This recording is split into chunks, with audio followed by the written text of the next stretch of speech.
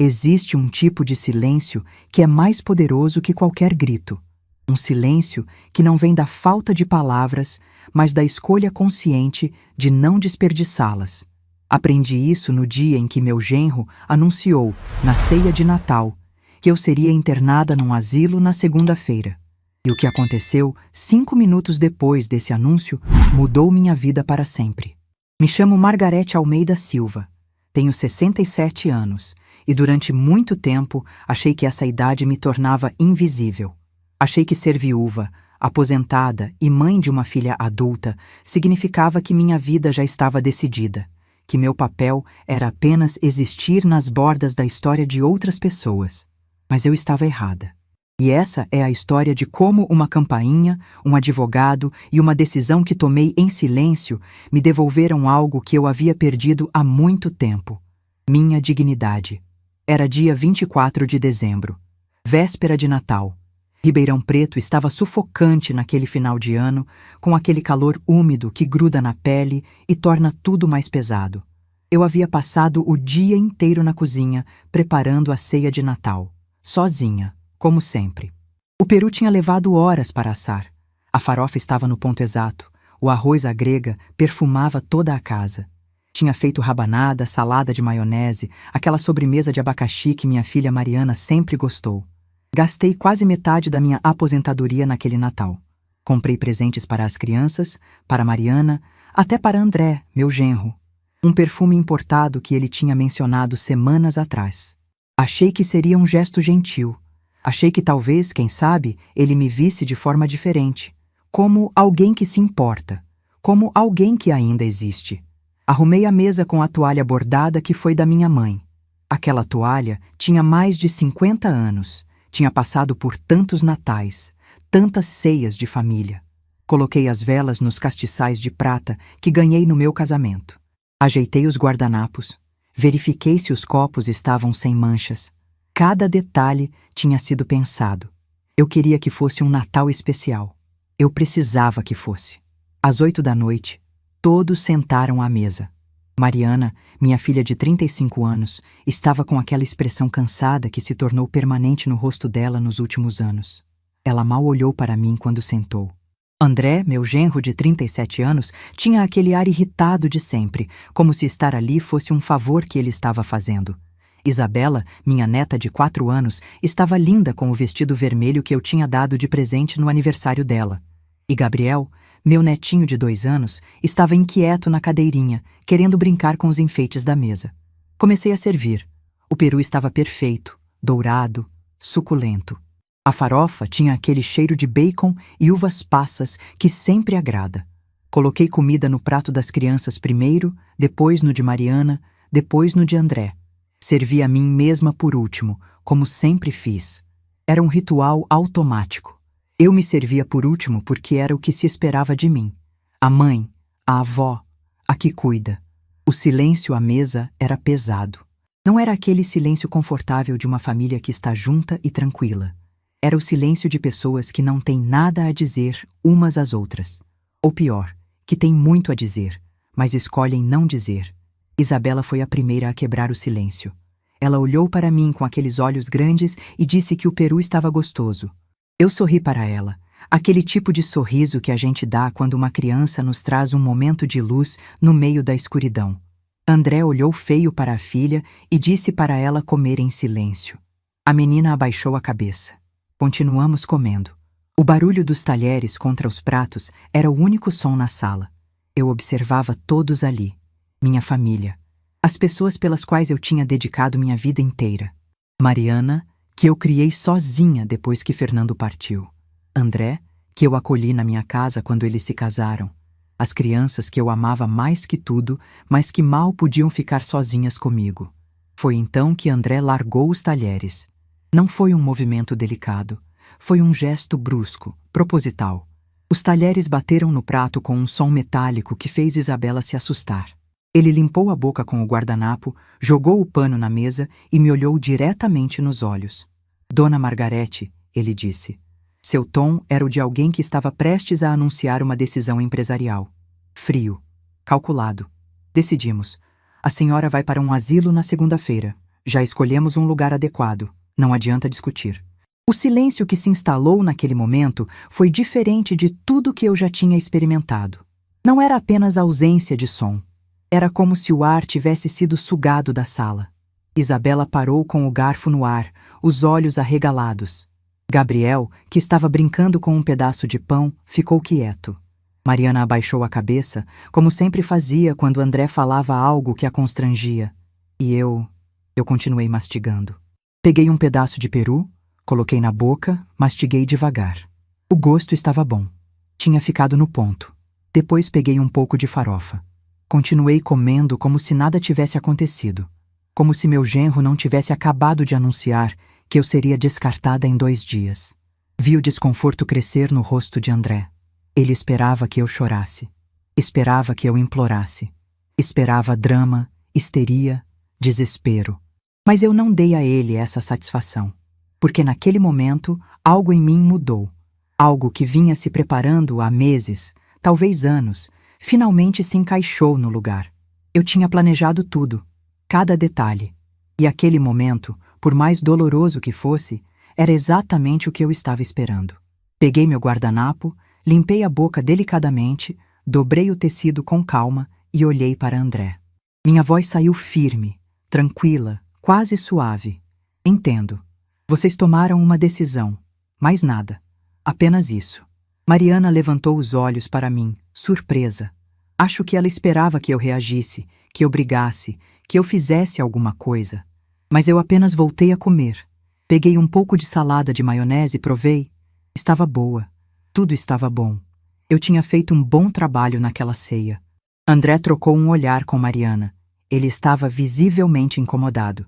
Isso não estava indo como ele planejara. Ele tinha ensaiado essa cena na cabeça dele, tenho certeza. Tinha imaginado como eu reagiria, como ele responderia às minhas súplicas, como ele seria firme, mas compreensivo, com a pobre velha que não tinha outro lugar para ir. Mas eu estraguei o roteiro dele. Continuamos comendo em silêncio. Um silêncio que agora tinha uma qualidade diferente. Não era mais só desconforto, era tensão, era expectativa. Era como se todos estivessem esperando que algo acontecesse, mas não sabiam o quê. Isabela, com aquela inocência brutal das crianças, perguntou baixinho: "Vovó vai embora? Por quê?" Mariana foi rápida em desviar a atenção da menina. Falou para ela terminar de comer, que depois teriam sobremesa. Mas a pergunta ficou pairando no ar. Por quê? Por que a avó tinha que ir embora? Por que a família estava fazendo isso com ela? Gabriel começou a choramingar. Ele sentia a tensão mesmo sem entender. Mariana pegou o menino no colo, tentando acalmá-lo. Eu ofereci ajuda, mas ela recusou com um gesto de mão. Claro, eu não era adequada para cuidar das crianças. Eu não tinha energia. Eu não tinha capacidade. Eu só era adequada para cozinhar, limpar e pagar as contas da casa. Os 5 minutos que se seguiram foram os mais longos da minha vida. Cada segundo parecia durar uma eternidade. O som dos talheres contra os pratos ecoava pela sala de jantar. O relógio de parede que tinha sido do Fernando fazia tic-tac, tic-tac, tic-tac. Gabriel soluçava baixinho no colo da Mariana. Isabela empurrava a comida no prato, sem apetite. E eu comia, calmamente, metodicamente, como se aquele fosse apenas mais um jantar de Natal. Então, exatamente às 8h15 da noite, a campainha tocou. Ding-dong. Todos pararam. As cabeças viraram em direção à porta. O som da campainha tinha sido tão inesperado, tão fora de contexto, que por um momento ninguém reagiu. André foi o primeiro a se mexer. Ele olhou para Mariana com irritação. Quem é a essa hora? No meio da ceia? Mariana deu de ombros. Ela não sabia. Não estavam esperando ninguém. André jogou o guardanapo na mesa. Levantou-se com um suspiro exagerado de quem está sendo incomodado. Empurrou a cadeira com mais força do que o necessário. Caminhou até a porta de entrada, pisando pesado, deixando claro que estava irritado com a interrupção. Ele abriu a porta. E o que ele viu do outro lado mudou completamente a cor do rosto dele. Viu o exato momento em que o sangue deixou o rosto do André. Ele ficou branco. Completamente branco. Os lábios se separaram, mas nenhum som saiu. As mãos, que seguravam a maçaneta, começaram a tremer visivelmente. Uma voz masculina, grave e educada, veio da porta. Boa noite. Sou o Dr. Eduardo Mendes, advogado. Vim entregar alguns documentos para a senhora Margarete Almeida Silva. Posso entrar? Mariana se levantou de um salto, quase derrubando Gabriel do colo. Ela olhou para mim com os olhos arregalados, confusa, assustada. Mãe, o quê? Quem é esse homem? Eu dobrei meu guardanapo calmamente, coloquei ao lado do prato e me levantei. Minha voz saiu firme, clara, sem nenhum traço de dúvida ou medo. Claro, Dr. Eduardo. Entre, por favor. Eu estava esperando. André se afastou da porta como se tivesse levado um choque. Dr. Eduardo Mendes entrou na sala com a postura confiante de quem está acostumado a ambientes tensos. Ele tinha uns 60 anos, cabelos grisalhos bem cortados, terno impecável de cor cinza escuro. Carregava uma pasta de couro marrom nas mãos. Logo atrás dele entrou um homem mais jovem, de uniforme. Um oficial de justiça. A presença deles transformou completamente a atmosfera da sala. De repente, aquilo não era mais apenas um jantar de família que tinha dado errado. Era algo oficial, algo legal, algo sério. Boa noite, Dr. Eduardo disse, cumprimentando a todos com um aceno de cabeça educado. Peço desculpas por interromper a ceia de vocês, mas a senhora... Margarete solicitou que eu viesse hoje, neste horário específico. Há alguns documentos que precisam ser entregues. Mariana parecia estar em estado de choque. Ela me olhava como se estivesse vendo uma estranha. Mãe, o que está acontecendo? O que é isso? André tentou recuperar a compostura. Ele endireitou os ombros, cruzou os braços, assumiu aquela postura de autoridade que ele sempre usava quando queria intimidar alguém. Olha aqui, eu não sei que história a dona Margarete contou para o senhor, mas isso pode esperar até depois das festas, não? Estamos tendo um momento em família aqui. Dr. Eduardo olhou para André com aquela expressão neutra que advogados experientes dominam perfeitamente. Uma expressão que não demonstra nem simpatia nem antipatia, apenas profissionalismo absoluto. Senhor? André Augusto? Ele respondeu, como se o nome dele tivesse algum peso. Senhor André? Dr. Eduardo continuou, sua voz mantendo o tom educado, mas firme. Entendo que o momento não é ideal. Mas a senhora... Margarete foi muito clara ao solicitar que os documentos fossem entregues hoje, durante o jantar de Natal, às 8h15 da noite. E como seu advogado, estou cumprindo exatamente o que minha cliente solicitou. Minha cliente. As palavras pairaram no ar. André e Mariana pareciam não conseguir processar. Como assim eu tinha um advogado? Como assim eu tinha planejado aquilo? Doutor. Eduardo abriu a pasta de couro e tirou alguns documentos. Ele olhou ao redor da sala, seus olhos pousando brevemente na mesa de Natal, nas crianças assustadas, na família congelada em vários estados de choque e confusão. Então, ele começou a falar. E cada palavra que saiu da boca dele foi como uma martelada no mundo que André e Mariana achavam que controlavam. Mas antes de contar o que estava naqueles documentos, antes de revelar o que aconteceu depois que o advogado entrou pela minha porta, vocês precisam entender como cheguei até ali. Porque essa história não começou naquele jantar de Natal. Ela começou muitos anos antes. Começou no dia em que percebi que, na minha própria casa, eu havia me tornado invisível. E que se eu não fizesse algo, desapareceria completamente. E o que eu fiz mudou tudo. Dr. Eduardo Mendes colocou a pasta de couro sobre a mesa de jantar, bem ao lado do peru que eu tinha passado a manhã inteira preparando. Suas mãos eram firmes, precisas, enquanto organizava os documentos. André estava de pé, tentando manter aquela postura de homem no controle, mas eu via o tremor nas mãos dele. Mariana segurava Gabriel no colo, os olhos indo de mim para o advogado, tentando entender o que estava acontecendo. A casa localizada na Rua das Acácias, número 247, Dr. Eduardo começou, sua voz clara e profissional. É de propriedade exclusiva da senhora Margarete Almeida Silva, conforme a escritura registrada em cartório no dia 15 de junho de 1998. Enquanto ele falava, minha mente voltou para aquele dia de junho, 27 anos atrás. Fernando e eu, sentados na mesa do cartório, assinando os papéis da casa própria. Ele segurou minha mão e sussurrou. Nossa casa, Marga. Finalmente nossa. Eu tinha 40 anos. Ele tinha 42. Tínhamos economizado durante 10 anos para dar aquela entrada. A casa não era grande, não era luxuosa, mas era nossa. Fernando morreu naquela casa 13 anos depois. Espera, espera. André levantou a mão, tentando interromper. Eu sei que a casa está no nome dela. Óbvio que eu sei. Mas somos família. A gente mora aqui há 8 anos. 8 anos, ele mesmo confirmou. 8 anos durante os quais aquela casa deixou de ser minha e se tornou deles. 8 anos durante os quais eu fui me tornando uma intrusa no único lugar que deveria me pertencer. Dr. Eduardo não se abalou com a interrupção. Continuou como se André não tivesse falado. O fato de residirem no imóvel não altera os direitos de propriedade.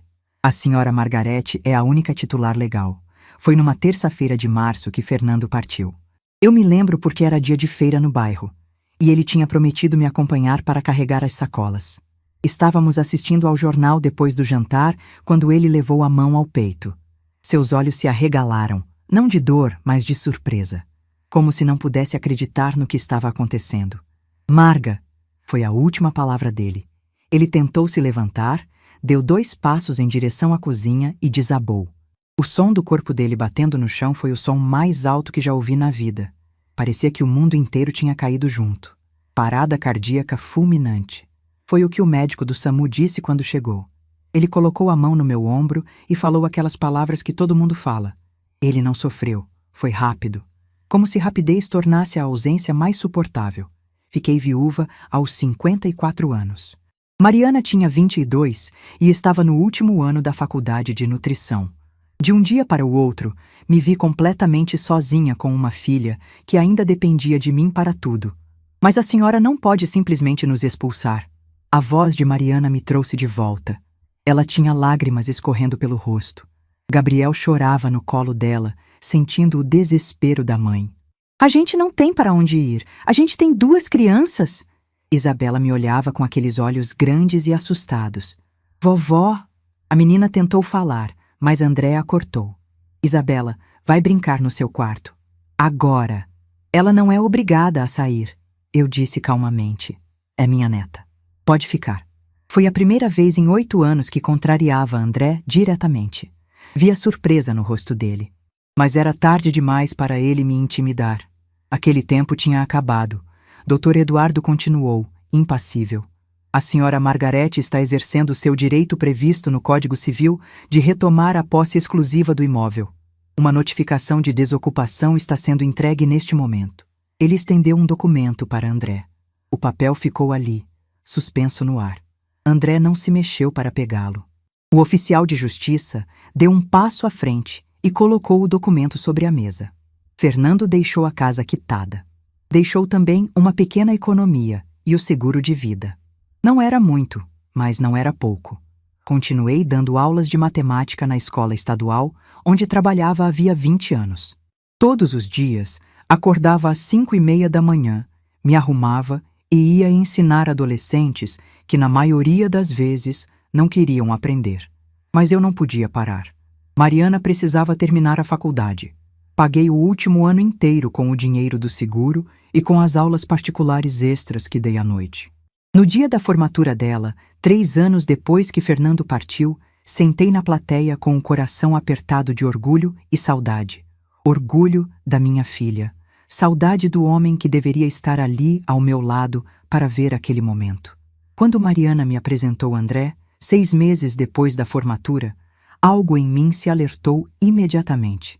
Ele chegou num domingo para almoçar. Lembro que preparei lasanha, a preferida da Mariana. André entrou pela porta olhando tudo ao redor. Não era o olhar de alguém que está conhecendo a casa da namorada. Era o olhar de alguém que está avaliando um imóvel, calculando, medindo, precificando. O aperto de mão dele foi forte demais, ensaiado. Dona Margarete, ele disse com um sorriso que não alcançou os olhos, é um prazer conhecer a senhora. Mariana fala tanto da senhora. Eu sorri de volta. Tentei gostar dele.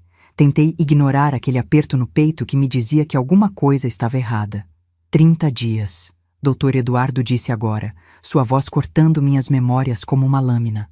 Vocês têm 30 dias para desocuparem o imóvel. 30 dias? André explodiu. A senhora está de brincadeira. Não dá para encontrar uma casa, fazer mudança, resolver tudo em 30 dias.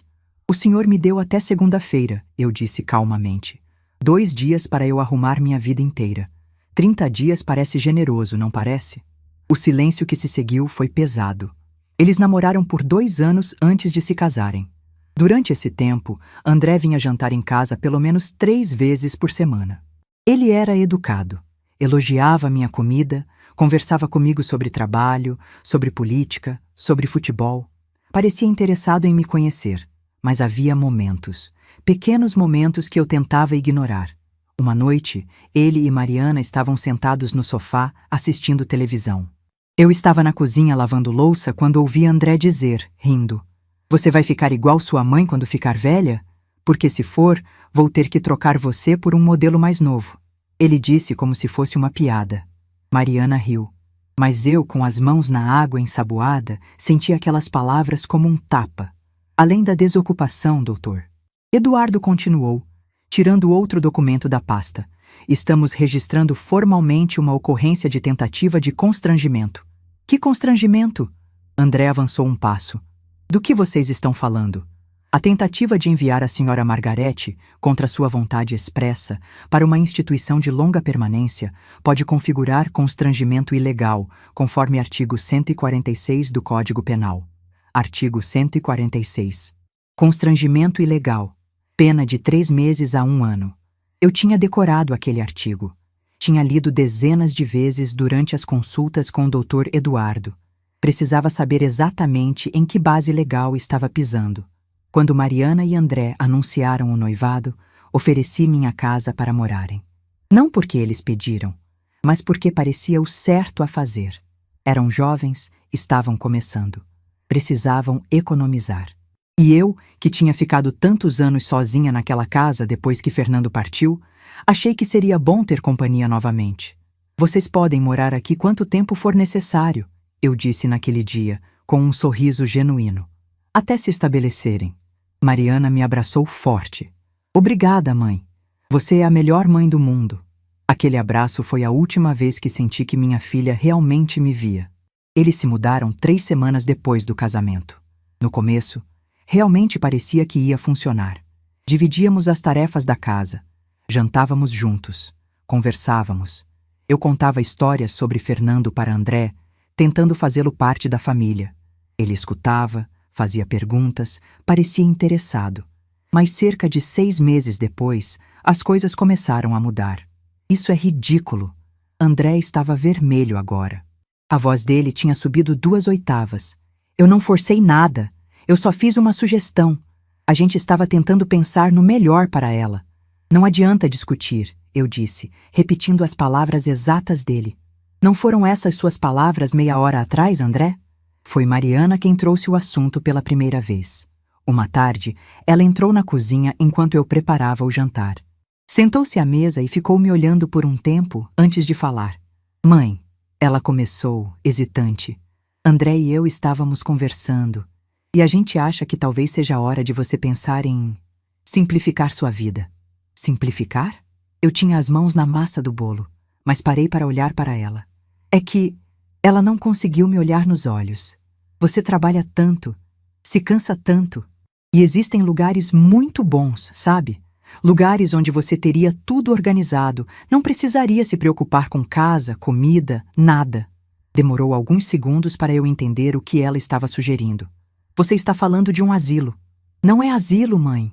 É residencial para pessoas da terceira idade. São lugares lindos, modernos. Você teria companhia da sua idade, atividades. Eu tenho 57 anos, Mariana. Não estou morta. Ainda trabalho. Ainda dirijo. Ainda... Eu sei, mãe." A voz dela saiu irritada agora. "André só acha que seria melhor para você. Para todos nós. Para todos nós. Não para mim. Para todos nós. Como se eu fosse um problema que precisava ser resolvido." "Senhora Margarete", Dr. Eduardo disse, se dirigindo a mim diretamente agora. "A senhora gostaria de acrescentar algo antes de eu prosseguir?" Eu olhei para Mariana. Para minha filha, que tinha crescido naquela casa, que tinha aprendido a andar naquele corredor, que tinha comemorado todos os aniversários naquela sala, que eu tinha criado sozinha, com todo o amor que tinha no peito.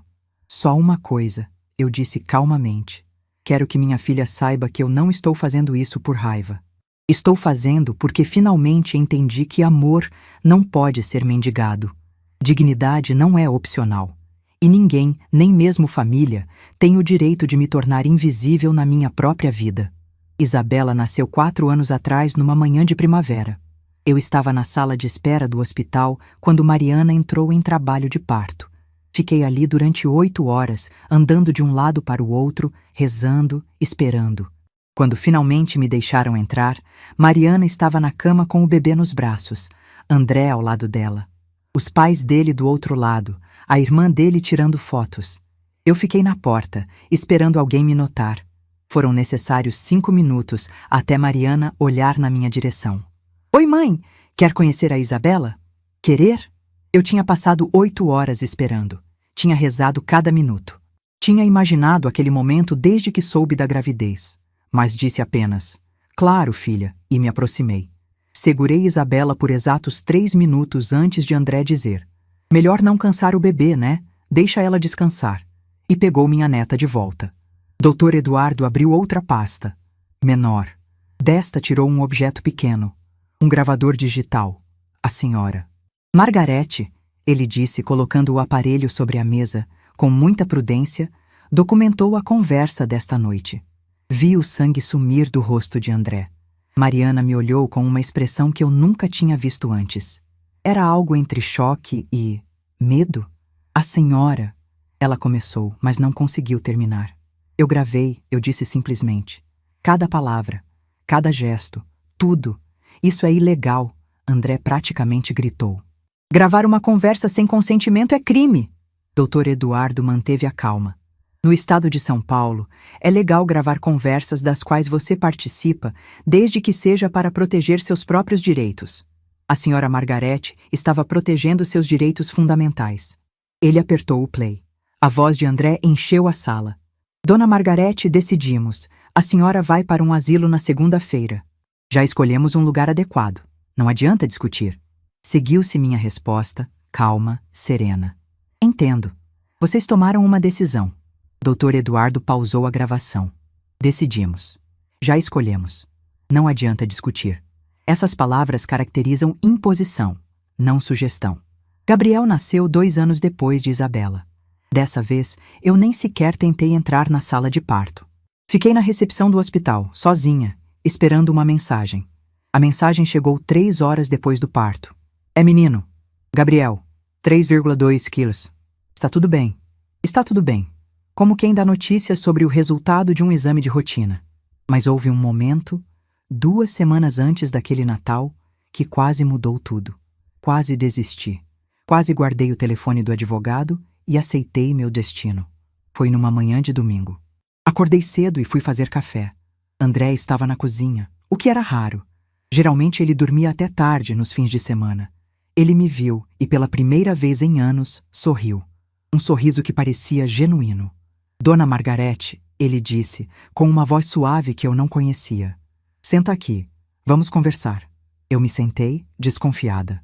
Eu sei que às vezes sou duro com a senhora, ele começou, mexendo no café. Mas é porque me preocupo, de verdade. A senhora merece descansar. Merece não ter preocupações.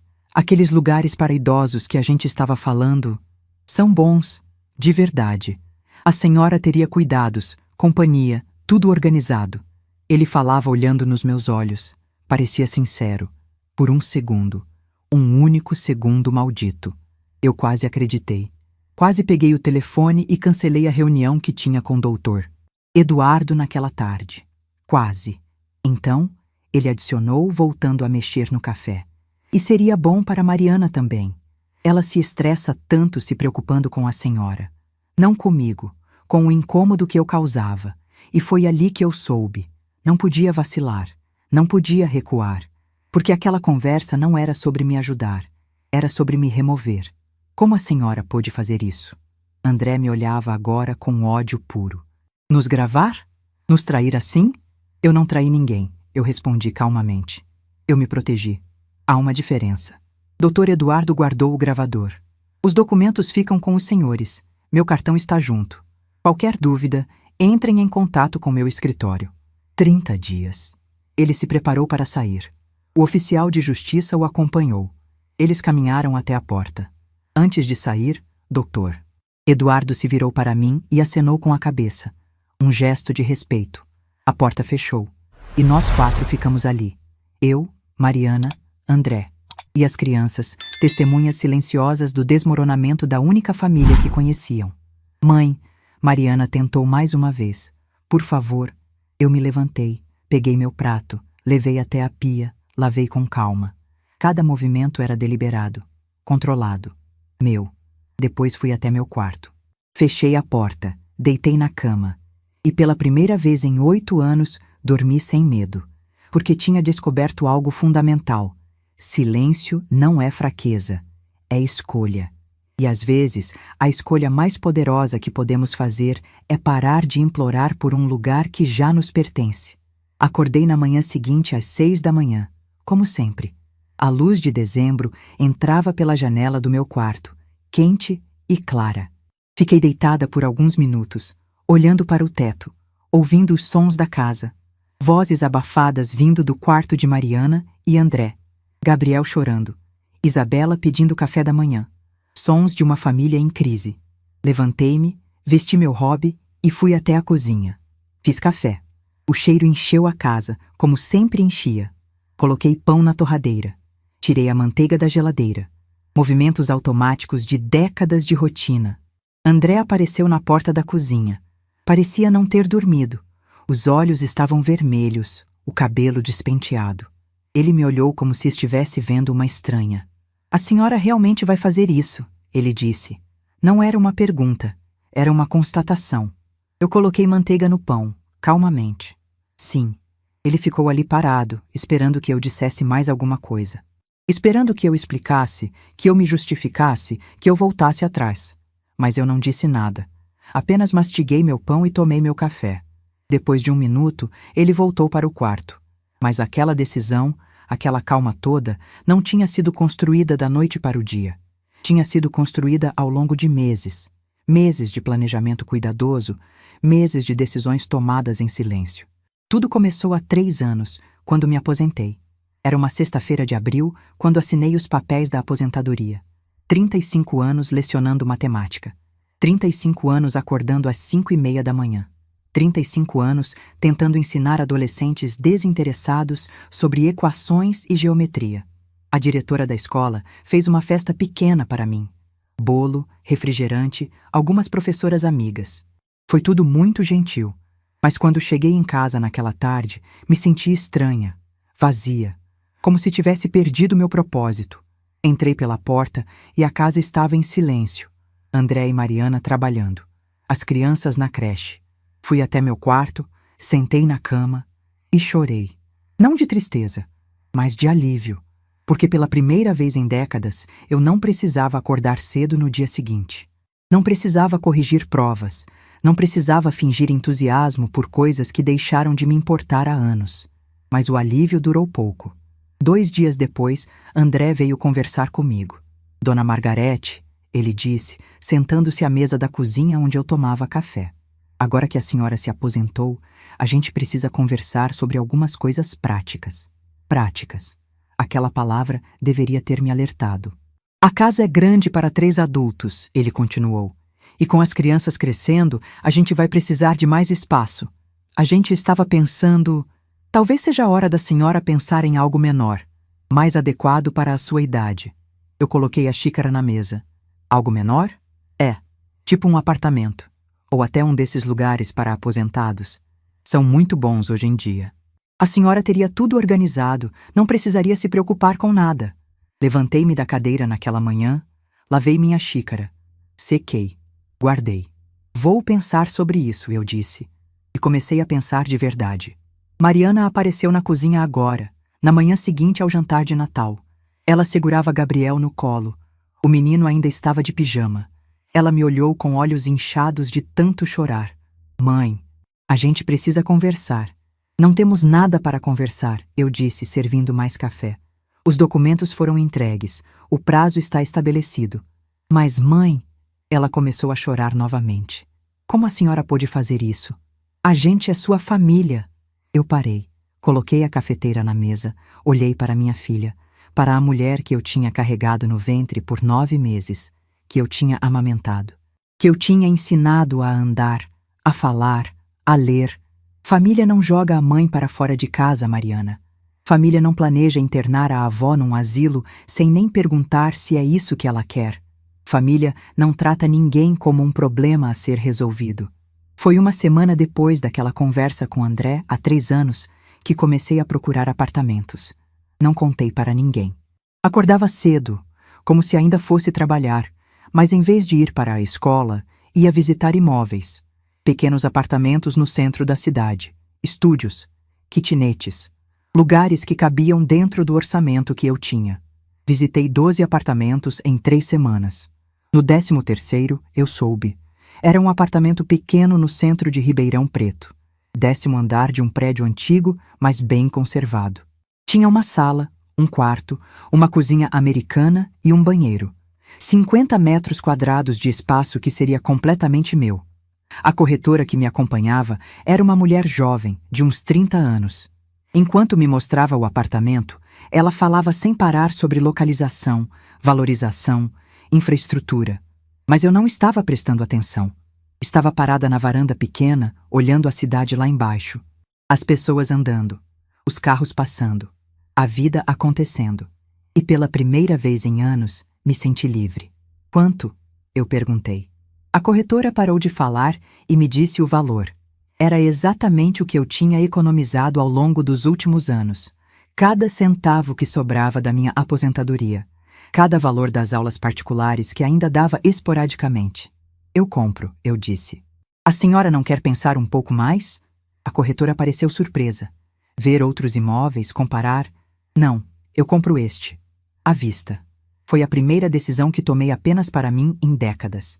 Mas a senhora não pode morar aqui, Mariana disse agora, olhando ao redor da cozinha como se a estivesse vendo pela primeira vez. A senhora sempre morou aqui. É a sua casa. Era, eu corrigi, era minha casa. Até vocês decidirem que eu não pertencia mais a ela. Ela abriu a boca para responder, mas não saiu nenhum som. Apenas mais lágrimas. Isabela entrou na cozinha naquele momento, ainda de pijama, segurando seu coelhinho de pelúcia. Vovó, ela disse com aquela voz pequena. A gente vai embora? Sim, minha flor, eu disse, ajoelhando-me na frente dela. Vocês vão para uma casa nova. E você? Seus olhos grandes estavam cheios de confusão. Você vem também? Eu vou para a minha casa, e você pode me visitar sempre que quiser. Mas eu não quero que você vá embora. A voz dela começou a tremer. Meu coração se apertou, mas mantive a firmeza na voz. Às vezes, as pessoas precisam de casas diferentes. Mas isso não significa que paramos de nos amar. Foi 3 meses depois de comprar o apartamento que procurei Dr. Eduardo Mendes. Tinha visto o nome dele no jornal. Um advogado especializado em direito de família e sucessões. O escritório ficava no centro, numa sala comercial com vista para a praça principal. Liguei numa terça-feira de manhã. A secretária me deu horário para sexta à tarde. Passei os 3 dias ensaiando o que ia dizer. Como ia explicar a situação sem parecer melodramática. Como ia pedir ajuda sem parecer fraca. Mas quando sentei na frente do Dr. Eduardo naquela sexta-feira, ele não me deixou ensaiar nada. Conte-me sua história, ele disse simplesmente. Do começo. E eu contei. Tudo. A morte de Fernando. A chegada de André. Os anos de humilhação sutil. Os planos deles de me mandar para um asilo. O apartamento que tinha comprado em segredo. Quando terminei, ele ficou em silêncio por alguns segundos. Depois perguntou: A casa está em seu nome? Sim, sempre esteve. E o apartamento também está em seu nome? Sim. Ele se recostou na cadeira. Então a senhora tem todos os direitos legais ao seu favor. A questão não é se pode fazer algo. A questão é o que você quer fazer. Quero proteger minha dignidade, eu disse. E foi assim que começamos a planejar. 30 dias. André disse agora, entrando na cozinha. Ele tinha tomado banho, se vestido. Tentava recuperar alguma aparência de controle. A gente não consegue encontrar uma casa, fazer mudança, resolver tudo em 30 dias. Vai ter que conseguir, eu disse calmamente, servindo café para Isabela. A senhora está sendo cruel. A voz dele tinha uma raiva contida, fria. Eu parei. Olhei para ele, e pela primeira vez não abaixei os olhos. Cruel é planejar se livrar de alguém no meio da noite. Cruel é tratar um ser humano como um móvel velho. Cruel é fazer uma mulher se sentir invisível na própria casa durante 8 anos. Não venha me falar de crueldade, André. Dr. Eduardo passou 3 sessões apenas me ouvindo, fazendo perguntas, tomando notas. No nosso quarto encontro, ele apresentou um plano. A senhora tem o direito legal de retomar a casa, ele disse, documentos espalhados sobre a mesa. Mas precisa ser feito corretamente. Notificação formal, prazo adequado, tudo documentado. E quanto ao asilo? Eu perguntei. Eles podem me forçar? Absolutamente não. A senhora está em plenas condições mentais e físicas. Ninguém pode interná-la contra sua vontade. Mas, ele hesitou, seria bom ter provas de que eles tentaram. Provas, gravações, testemunhas, e-mails, mensagens, qualquer coisa que documente a tentativa de constrangimento. Foi quando comecei a prestar atenção, real atenção, a cada conversa, cada insinuação, cada comentário. Mas eu nunca gravei nada. Até aquele Natal. 2 semanas antes do Natal, quase perdi tudo. Foi numa tarde de terça-feira. Eu tinha ido ao centro resolver algumas coisas no banco. Quando voltei, André estava no meu quarto. Ele tinha minha bolsa aberta na cama, estava mexendo nela. Procurando algo? Eu perguntei da porta. Ele se virou rapidamente, o rosto corado. A senhora deixou a bolsa aberta. Eu só ia o quê? Meu coração estava disparado, mas minha voz saiu calma. Nada. Desculpa. Ele largou a bolsa e saiu rapidamente.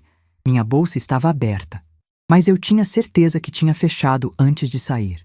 Dentro dela estavam documentos do apartamento, papéis do advogado, o cartão de Dr. Eduardo. Se André tivesse procurado com mais cuidado, teria encontrado tudo. Foi quando soube que precisava acelerar o plano. Na semana seguinte, fui a uma loja de eletrônicos no shopping.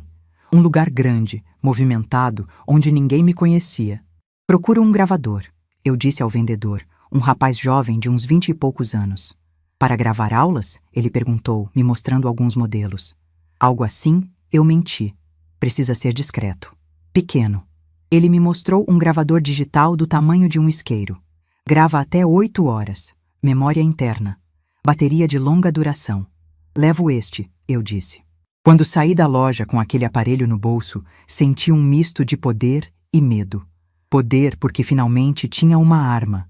Medo porque sabia que usar aquela arma mudaria tudo para sempre. Vocês sabem quanto custa aluguel? André estava dizendo agora, a voz subindo. Vocês sabem o quanto a gente vai ter que pagar? Eu sei exatamente quanto custa, eu respondi. Porque eu paguei esta casa durante anos. Sozinha.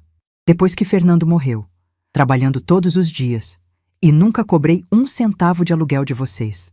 Mas nós somos família. Ele bateu a mão na mesa. As xícaras tremeram. Isabela se assustou e começou a chorar. Mariana pegou a filha no colo. Mãe, por favor, olha o que você está fazendo com as crianças. Eu não estou fazendo nada com as crianças, eu disse calmamente. Vocês é que decidiram fazer este drama na frente delas. Vocês é que decidiram usar minhas netas como escudo emocional. Na manhã de 24 de dezembro, véspera de Natal, acordei às 5 da manhã. Não consegui dormir a noite inteira. Fiquei deitada pensando em tudo o que tinha planejado, em tudo o que estava prestes a acontecer. Levantei-me, tomei banho, me arrumei, vesti um vestido simples, mas bonito, azul marinho. O mesmo vestido que tinha usado na formatura de Mariana. Fui até a cozinha e comecei a preparar a ceia. O peru, a farofa, o arroz, as saladas. Trabalhei durante horas. Cada movimento era automático. Mas minha mente estava longe. Estava pensando no gravador que tinha escondido na gaveta do meu quarto. Estava pensando na ligação que tinha feito para Dr. Eduardo 2 dias antes. Véspera de Natal, às 8h15 da noite, eu tinha dito: ele vai dizer algo. E eu preciso que o senhor esteja pronto. O senhor tem certeza? Dr. Eduardo tinha perguntado. Natal é um dia delicado. Por isso mesmo, é quando ele vai se sentir mais confortável, mais no controle. É quando ele vai falar sem pensar. E foi exatamente o que aconteceu. Agora, na manhã do dia 26, olhei para André e Mariana ali na minha cozinha. Olhei para as crianças confusas. Olhei para a casa onde tinha vivido por quase 30 anos e não senti nada além de alívio. Vocês têm 29 dias, eu disse, olhando o relógio na parede. Sugiro que comecem a procurar apartamentos hoje mesmo. O mercado de aluguel está aquecido nesta época do ano. A senhora vai se arrepender disso, André disse, a voz baixa e ameaçadora. Um dia você vai precisar da gente. E não vamos estar aqui. Eu sorri. Foi um sorriso genuíno, talvez pela primeira vez em anos. André, eu disse suavemente, eu nunca tive vocês realmente aqui. Tive 2 pessoas morando na minha casa, usando meu espaço, gastando meu dinheiro, mas nunca tive família. Então não posso perder o que nunca tive. Ele não tinha resposta para isso. Peguei minha xícara, lavei, sequei, guardei. Depois fui até meu quarto. Sentei na cama, abri a gaveta da mesinha de cabeceira. Lá dentro estava a chave do meu apartamento. Pequena, dourada, brilhante. A chave da minha liberdade. Segurei aquela chave na mão por um longo tempo, pensando em tudo que tinha planejado, em tudo que tinha arriscado, em tudo que estava prestes a ganhar. E pela primeira vez em 8 anos, sorri pensando no futuro, porque tinha descoberto algo fundamental. Você não precisa ser cruel para ser forte. Não precisa ser agressiva para ter poder. Às vezes, a maior força está em simplesmente parar de aceitar migalhas. Às vezes, a maior revolução é silenciosa. E a minha revolução tinha apenas começado. Os dias que se seguiram ao jantar de Natal foram os mais tensos que já vivi. A casa estava carregada de um silêncio pesado, interrompido apenas por conversas sussurradas e portas batendo. André mal olhava para mim. Mariana não parava de chorar. E as crianças sentiam tudo, mesmo sem entender completamente. Na manhã do dia 27, 3 dias depois do jantar, acordei com o som de vozes alteradas vindo da sala. Olhei o relógio. 7h15 da manhã. Vesti meu hobby e fui ver o que estava acontecendo. André estava ao telefone. A voz dele ecoava pela casa. Como assim 2.500? Por aquele apartamento minúsculo? Ele andava de um lado para o outro, nervoso. Não, não dá. A gente não tem esse dinheiro. Tem algo mais barato? Ele desligou o telefone e o jogou no sofá. Quando me viu parada na porta da sala, seu rosto se contorceu. Satisfeita? Ele cuspiu as palavras. Os aluguéis estão absurdos. A gente não consegue pagar nada decente. Tudo por causa da senhora. Eu não respondi. Apenas fui até a cozinha fazer meu café. Ele me seguiu. A senhora não pode fazer isso com a gente, ele disse, a voz tentando soar firme, mas saindo desesperada. Nós temos 2 crianças. Isabela vai começar na escola no ano que vem. Gabriel ainda é bebê. Como a gente vai explicar para eles que precisamos mudar por causa da avó? Expliquem a verdade. Eu disse calmamente, colocando água para ferver. Que vocês tentaram se livrar da avó e ela se defendeu. Isso é distorcer tudo. A voz dele subiu 1/8. A gente não queria se livrar da senhora. A gente queria o melhor para a senhora. No melhor para mim não incluiria minha opinião? Eu me virei para olhá-lo. Virei-me de frente para aquele homem que tinha controlado minha casa, minha vida, durante 8 anos. Vocês decidiram meu futuro sem me consultar. Tomaram uma decisão definitiva sobre minha vida e esperavam que eu simplesmente aceitasse. Isso não é cuidado, André. Isso é controle. Mas a gente ia escolher um lugar bom. Um lugar onde eu estaria longe de vocês, eu completei. Onde eu não atrapalharia mais. Onde eu seria problema de outra pessoa. Ele não conseguiu argumentar, porque era exatamente isso. 2 dias depois, no dia 29, recebi a visita de pessoas que eu não esperava. Eram os pais de André. Dona Margarete, o pai dele, disse quando abri a porta. Ele era um homem alto, de uns 60 anos, com o mesmo jeito arrogante do filho. Podemos entrar? Precisamos conversar sobre essa situação toda. Essa situação toda. Como se fosse um mal-entendido. Como se fosse algo que podia ser resolvido com uma conversa. Mas deixei eles entrarem. Curiosidade, talvez. Ou vontade de ver até onde iam. Sentaram-se na sala. A mãe de André, uma mulher bem vestida, olhava ao redor com aquela expressão de quem está avaliando tudo. Olha, o pai dele começou. A gente entende que houve um desentendimento. André nos contou tudo. E a gente acha que talvez tenha havido uma falha de comunicação. Falha de comunicação, eu repeti. Interessante.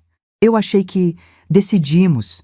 A senhora vai para um asilo na segunda-feira. Não adianta discutir. Era bem claro. A mãe de André suspirou. Dona Margarete, André é nervoso. Às vezes fala coisas sem pensar. Mas no fundo, ele se importa com a senhora. Se importa tanto que planejou me internar contra minha vontade. Não era internação. O pai de André bateu a mão no braço da poltrona. Era um residencial. Lugar bom, caro até. A gente ia ajudar a pagar. Sem me perguntar se era isso que eu queria, eu disse calmamente. Houve um silêncio. Então a mãe dele tentou outra abordagem. E as crianças? A senhora não pensa nas crianças? Isabela e Gabriel vão sofrer com essa mudança. Vão perder a casa onde cresceram. As crianças vão sofrer porque os pais delas tomaram decisões erradas, eu respondi. Não porque a avó se defendeu. Mas a senhora tem condições de morar sozinha? O pai de André perguntou. E havia algo na voz dele que me alertou. Na sua idade? Não seria mais seguro ter alguém por perto? Tenho 67 anos, não 90, eu disse friamente. Dirijo. Faço compras. Cozinho. Limpo. Pago minhas contas. Estou em plenas condições físicas e mentais. Qualquer insinuação contrária será rebatida com laudos médicos, se necessário. Vi o momento em que eles entenderam. Eu não era uma velha confusa que podia ser manipulada. Era uma mulher que tinha se preparado para cada argumento. Eles saíram meia hora depois, sem ter conseguido nada. Foi no dia 2 de janeiro, uma semana após o Natal, que Mariana tentou a última cartada emocional. Ela entrou no meu quarto sem bater. Eu estava organizando algumas roupas, separando o que levaria para o apartamento. Mãe, ela disse, a voz tremendo. Eu preciso te contar uma coisa. Sentou-se na minha cama. As mãos tremiam. Eu estou grávida.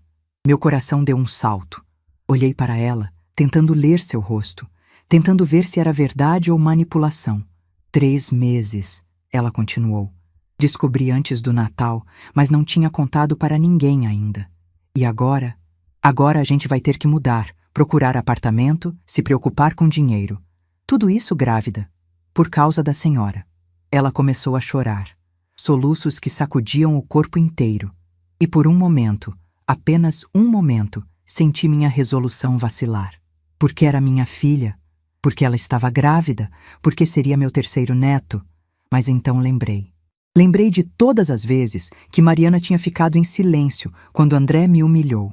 Lembrei de todas as vezes que ela concordou que eu deveria simplificar minha vida. Lembrei que ela tinha concordado com o plano de me mandar para um asilo. Parabéns pela gravidez, eu disse calmamente. Mas isso não muda nada, Mariana. Vocês ainda têm 22 dias para sair. Como a senhora pode ser tão fria? Ela me olhou com raiva agora. Seu próprio neto. Seu próprio sangue. Meu próprio sangue que vocês queriam afastar de mim, eu respondi. Meu próprio sangue que eu mal podia segurar no colo. Não venha me falar de família agora, Mariana. Vocês perderam esse direito. Ela saiu do quarto batendo a porta. E eu voltei a organizar minhas roupas, as mãos tremendo, o coração apertado, mas a decisão inabalada. No dia 10 de janeiro, vi André carregar caixas para dentro de um caminhão de mudança. Eles tinham encontrado um apartamento, menor, mais caro, mais longe do trabalho deles. Mas era o que conseguiram no prazo. Fiquei na varanda assistindo. Não com satisfação, mas com a certeza de que tinha feito o correto. Dona Márcia, minha vizinha, apareceu ao meu lado. Segurou minha mão. Você foi muito forte, ela disse baixinho. Muita gente não teria coragem. Não foi coragem, eu respondi. Foi necessidade. Quando você não tem escolha, descobre forças que não sabia que tinha. Vi Isabela sendo colocada no carro. Ela olhou para mim pela janela. Levantou a mãozinha, acenando. Eu acenei de volta, o coração se partindo, mas não recuei. À tarde, quando o caminhão saiu, a casa ficou em silêncio. Um silêncio diferente. Não era mais o silêncio pesado da tensão. Era o silêncio do vazio. Entrei. Andei pelos cômodos. O quarto que era de Mariana e André estava vazio. O quarto das crianças, vazio. A sala, vazia de tudo que era deles. Pela primeira vez em 8 anos, a casa era só minha de novo. Sentei-me no sofá. Naquele mesmo sofá onde tinha sentado com Fernando para assistir televisão por décadas. Naquele mesmo sofá onde tinha ninado Mariana bebê. E chorei. Não de arrependimento, mas de alívio, de libertação, de luto pelo que poderia ter sido e nunca foi. Chorei por tudo que tinha perdido, mas também por tudo que tinha recuperado. 2 dias depois, no dia 12, vendi a casa. O comprador era um casal jovem, com um bebê. Eles adoraram a casa. Ofereceram o preço que pedi sem pechinchar. Quando assinamos o contrato no cartório, a mulher me olhou e disse: "A senhora deve ter tantas memórias aqui." "Muitas", eu respondi. "Boas e ruins. Mas é hora de vocês criarem as suas." E foi. No dia 15 de janeiro, 3 semanas após aquele jantar de Natal, me mudei para meu apartamento. Levei apenas o essencial: roupas, livros, fotografias, a toalha bordada da minha mãe, o relógio que foi do Fernando. Dona Márcia me ajudou. Ela carregou caixas, organizou a cozinha, montou minha cama. Quando terminamos, já era noite. Sentamos na varanda pequena do apartamento, olhando a cidade lá embaixo. "Como você se sente?" ela perguntou. "Livre", eu respondi. Pela primeira vez em anos, livre. Foi 3 dias depois da mudança que Mariana apareceu. Toquei a campainha do apartamento às 3 da tarde. Quando abri a porta, ela estava lá, sozinha, sem André, sem as crianças. "Posso entrar?" ela perguntou, a voz pequena. Deixei. Ela entrou, olhou ao redor. O apartamento era pequeno, mas eu tinha organizado com carinho. Tinha flores na mesa, tinha fotos nas paredes, tinha luz entrando pelas janelas. "É bonito aqui", ela disse baixinho. "Obrigada." Houve um silêncio longo. Então ela falou: "Eu sinto muito." Eu não respondi. Apenas esperei. "Eu deveria ter te defendido." Ela continuou, as lágrimas começando a cair. "Deveria ter dito não quando André sugeriu o asilo. Deveria ter percebido o quanto a gente te magoou. Mas eu não quis ver.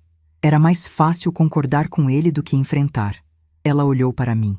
"Era mais fácil te perder do que arriscar meu casamento." Aquela confissão, por mais dolorosa que fosse, era a verdade. "Você me escolheu", eu disse calmamente. "Escolheu seu marido, escolheu sua conveniência, escolheu não enxergar. E eu tive que me escolher, porque ninguém mais ia fazer isso por mim." "Eu sei", ela sussurrou. "Eu sei. E eu entendo se você nunca me perdoar." "Perdoar não é o problema, Mariana", eu disse. "O problema é confiar. Você quebrou algo em mim. E não sei se isso pode ser consertado. Mas podemos tentar?" Ela perguntou desesperada. "Com tempo? Podemos pelo menos tentar?" Olhei para minha filha, para a mulher que eu tinha criado, para a mãe das minhas netas e do bebê que estava crescendo dentro dela. "Podemos", eu disse finalmente. "Mas será diferente. Será nos meus termos, com meus limites, com meu ritmo." Ela acenou com a cabeça, limpando as lágrimas. "E as crianças?" ela perguntou. "Elas perguntam por você todos os dias." Meu coração se apertou. "Pode trazê-las para me visitar, mas com horário marcado. E com respeito. Isso não é negociável." "Está bem", ela disse. "Está bem." Ela ficou mais alguns minutos. Tomamos café. Conversamos sobre coisas superficiais. O tempo, o trânsito, a gravidez. Quando ela saiu, abracei-a na porta. Não era o abraço de antes. Não era o abraço de mãe e filha que compartilham tudo. Era o abraço de 2 mulheres tentando encontrar um novo caminho. Mas era um começo. Naquela noite, sozinha no meu apartamento, fiz chá de camomila. Sentei na varanda, olhei as luzes da cidade. E pela primeira vez em 8 anos, não senti que estava escondida no meu próprio quarto. Não senti que estava tentando ocupar menos espaço. Não senti que estava sobrando. Senti que estava exatamente onde deveria estar. Peguei meu celular e liguei para Dr. Eduardo. Ele atendeu no segundo toque. "Alô, Dona Margarete. Como está se sentindo?" "Livre, Dr. Eduardo", eu disse. completamente livre. Ele riu do outro lado da linha. A senhora foi muito corajosa. Não é fácil fazer o que a senhora fez. Não foi coragem, eu disse, repetindo o que tinha dito para Dona Márcia. Foi sobrevivência. Mas obrigada. Por tudo. Foi um prazer ajudá-la a recuperar sua vida, ele disse. Quando desliguei, olhei ao redor do meu apartamento. Pequeno, simples, mas completamente meu, e entendi algo fundamental. Liberdade não é ter muito espaço. É ter o espaço que você escolhe. Dignidade não é ser amado, é ser respeitado. E força não é gritar. É saber quando o silêncio diz mais que 1000 palavras. Aquele jantar de Natal tinha destruído uma família, mas tinha construído algo novo, algo mais honesto, algo mais real. E pela primeira vez em décadas, eu estava vivendo minha própria vida. Não a vida que outros esperavam de mim. Não a vida que era conveniente para outros. Minha vida, nos meus termos, com minha dignidade intacta. E isso valia mais que qualquer casa, qualquer reconciliação fácil, qualquer ilusão de família perfeita. Porque tinha aprendido a lição mais importante. Você não pode controlar como as pessoas te tratam, mas pode controlar quanto tempo você permite que isso continue. E meu tempo de aceitar migalhas tinha acabado. Os primeiros meses no meu apartamento foram como aprender a respirar de novo. Acordava de manhã e por alguns segundos ficava desorientada, procurando os sons que costumavam marcar minhas manhãs. O choro de Gabriel, os passos pesados de André, as reclamações sobre café frio. Mas havia apenas silêncio. Meu silêncio. E aos poucos, aprendi que silêncio não é vazio. É espaço. Espaço para pensar, para sentir, para ser. Foram 6 meses até André aparecer de novo. Era uma tarde de maio. Eu estava na varanda lendo quando a campainha tocou. Quando abri a porta, ele estava lá. Mais magro, mais velho, cansado. Posso entrar? Ele perguntou, sem aquela arrogância de antes. Deixei, mais por curiosidade do que por generosidade. Ele entrou, olhou ao redor do apartamento, viu as plantas que eu tinha colocado perto da janela, as fotos nas paredes, os livros organizados na estante pequena. É acolhedor aqui, ele disse, como se a palavra lhe custasse esforço. Obrigada. Houve um silêncio longo. Ele mexia as mãos, nervoso. Eu vim pedir desculpas. Ele disse finalmente. De verdade. Não porque Mariana me mandou, mas porque eu finalmente entendi o que fiz. Olhei para ele, esperando. Eu tratei a senhora como se fosse um problema, ele continuou, a voz falhando. Como se fosse um peso. E não era. A senhora estava na sua própria casa, pagando suas próprias contas, vivendo sua própria vida. E eu quis te apagar. Porque era mais fácil do que reconhecer que estávamos vivendo às suas custas. Aquela confissão me pegou de surpresa. Não pelas palavras, mas pela sinceridade nelas. Você sabe por que fez isso? Eu perguntei. Ele pensou por um longo tempo. Porque eu cresci achando que pessoas mais velhas eram peso. Meus pais sempre falavam dos avós deles como fardo. E quando casei com Mariana e viemos morar aqui, eu trouxe isso comigo. Mas estava errado. E demorei muito para ver. Você machucou profundamente, André. Eu disse calmamente. Não apenas a mim, mas à sua esposa, aos seus filhos. Você ensinou suas crianças que idosos são descartáveis. Eu sei, ele disse, e havia lágrimas nos olhos dele agora. E estou tentando desfazer isso. Isabela pergunta por você todos os dias, e eu conto histórias sobre você, sobre como você é forte, sobre como você nos ensinou dignidade. Isso não apaga o que aconteceu, eu disse. Eu sei, mas é um começo? Olhei para aquele homem que tinha tentado me apagar e vi algo diferente. Não perdão imediato, mas possibilidade. É um começo, eu concordei. Ele saiu poucos minutos depois, mas algo tinha mudado. Não em mim, mas na possibilidade de reconstrução. Foi 3 semanas depois que Mariana me ligou. Eram 2 da manhã. Mãe, ela disse, a voz tensa. Estou em trabalho de parto. Você pode vir? Meu coração disparou. Vesti-me em 5 minutos. Peguei um táxi. Cheguei no hospital em 15 minutos. Mariana estava na sala de parto. André ao lado dela. Quando me viram entrar, algo nos olhos deles mudou. Mãe, Mariana estendeu a mão. Fica comigo? Fiquei. Segurei sua mão durante cada contração. Limpei seu suor. Sussurrei palavras de encorajamento. E quando minha terceira neta nasceu, às 4:30 da manhã, foi em meus braços que Mariana chorou. Uma menina, a enfermeira anunciou. 3,2 kg. Como vão chamar? Eu perguntei. Mariana olhou para André. Ele assentiu. Beatriz, ela disse, em homenagem à minha avó, sua mãe. Meu coração se apertou, porque aquele nome carregava história, carregava memória, carregava um pedido silencioso de perdão. É lindo, eu disse, segurando o bebê pela primeira vez. Bem-vinda, Beatriz. Naquela maternidade, às 5 da manhã, algo se curou. Não completamente, mas o suficiente para recomeçar. Os meses seguintes foram de reconstrução lenta. Mariana me visitava toda semana com as crianças. Isabela corria para meus braços quando chegava. Gabriel, agora com 2 anos e meio, aprendia a me chamar de vovó de novo. E Beatriz crescia nos meus colos, nos domingos de manhã. Mas eu tinha estabelecido limites, claros, firmes. Eles vinham quando eu convidava. Não apareciam sem avisar. Respeitavam meus horários, minha rotina, meu espaço, e funcionava. André também mudou, não da noite para o dia, mas aos poucos. Parou de fazer comentários sobre idade, começou a pedir minha opinião sobre coisas, me incluía em decisões familiares, em vez de simplesmente anunciar. Não éramos uma família perfeita, mas éramos uma família honesta. Com o dinheiro da venda da casa, fiz escolhas que a Margarete de antes nunca teria coragem de fazer.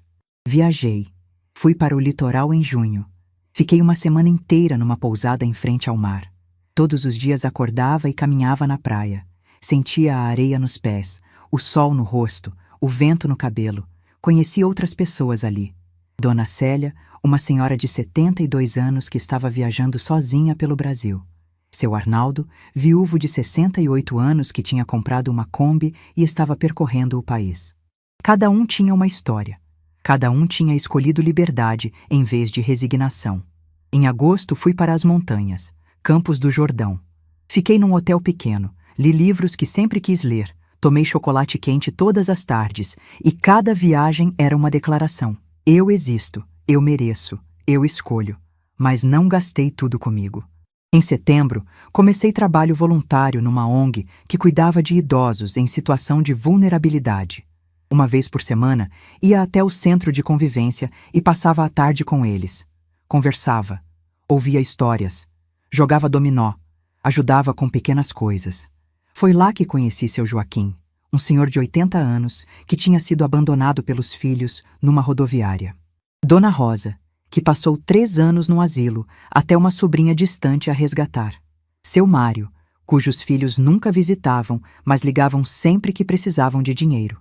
Cada história era um espelho, um lembrete do que eu tinha evitado. E com parte do dinheiro da casa, criei um pequeno fundo. Todo mês doava uma quantia para a ONG, para reformas, para atividades, para dignidade. Porque tinha aprendido que liberdade sem propósito é vazia, e que o melhor uso da força é ajudar outros a encontrarem a deles. Foi num domingo de outubro, 8 meses depois daquele Natal, que Mariana veio me visitar sozinha. Sentamos na varanda com café e bolo. Beatriz dormia no carrinho ao lado. Mãe, ela começou, hesitante. Eu queria te perguntar uma coisa. Pode perguntar. Por que você não desistiu? Ela me olhou nos olhos. Teve tantos momentos em que você poderia ter recuado. A gravidez, as crianças. Mas você não desistiu. Por quê? Porque desistir significaria aceitar que eu não tinha valor, eu respondi. Significaria ensinar minhas netas que mulheres devem se diminuir para serem amadas. Significaria dizer que está tudo bem ser tratada como peso. Ela ficou em silêncio, processando. E você me perdoou? Ela perguntou, a voz pequena. Estou no caminho, eu disse honestamente. Perdão não é esquecer, Mariana.